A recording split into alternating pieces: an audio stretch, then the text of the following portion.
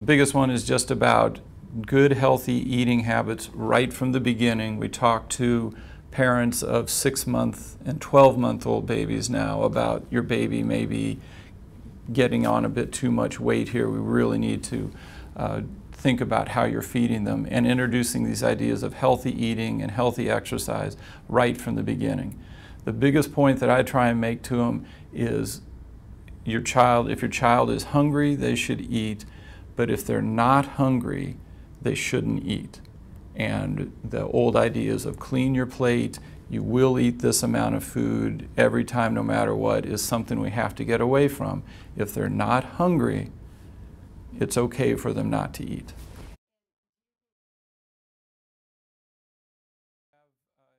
Every well child visit, we plot out their weight and height, and if they're over the age of 3, we generate their BMI, their body mass index, and there are age-appropriate charts that show where they should be for their age. And we review those with the parents and child at every visit and try and point out some trends or where they are on those charts, and if they're over the 85th percentile of BMI for age, it's something that we're specifically addressing with them.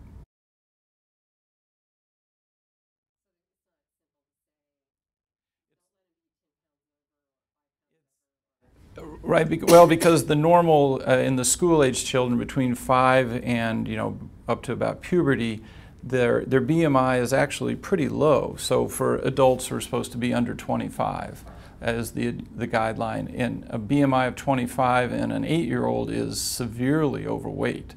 So we have to do it in terms of their age and those age-adjusted BMI charts.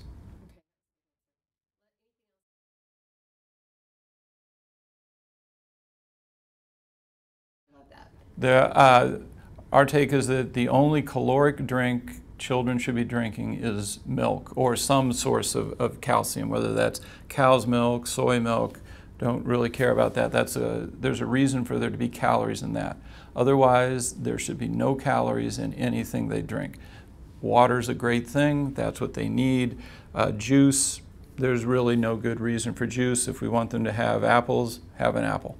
And forget the apple juice part.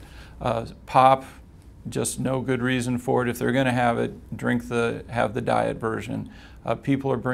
Many children are taking in their regular daily calorie needs in what they drink, and basically sugared drinks. And it's the single biggest thing we try and get our families to move away from.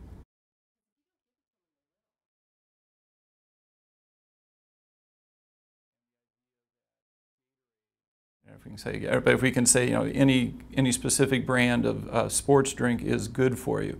Those things are designed for people who are active in sports, sweating on a playing field, losing water and salt and sugar at a very fast rate. If you're doing that, that's fine. It's not designed for something you walk around and just be drinking while you're watching sports.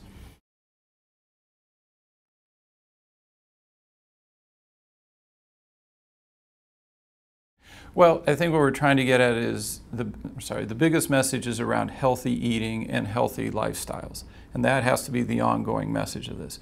For that, it's the push in diet of what they're eating, of trying to eat fresh foods, fruits and vegetables, trying to have good sources of lean protein in their diet, and staying away as much as possible from the high-calorie, highly processed foods that are readily available now in fast food places, in many just grocery stores as well. Most of the problems around these adult diseases in children are really linked to obesity and too much weight in children. And where much of that comes from is the increase in eating of processed foods and just too many calories. So many of the processed foods that children are consuming now do contain a lot of salt. They're just processed foods, so there tends to be more salt in the food that children are eating. They're taking in too many calories, and so they're putting on extra weight.